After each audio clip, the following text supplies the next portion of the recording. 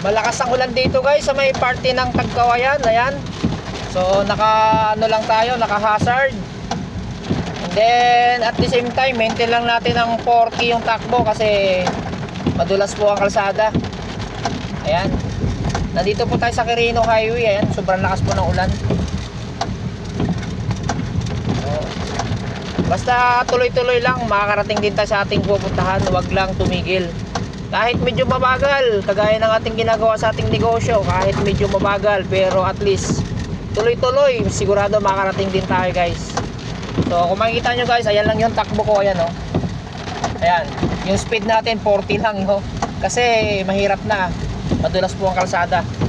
Ayan, so sa mga kapwa natin ka Easy Commerce na nasa field ngayon, so ingat po tayo no? Mag-iingat po tayong lahat. Dahil masama po ang panahon ngayon, medyo malakas po ang ulan. Ayan, so going home po tayo from Camsur to Laguna. So tomorrow see you Team Batangas, Cavite, Laguna no. So let's maximize Easy Commerce in preparation of our Easy Commerce year-end party no.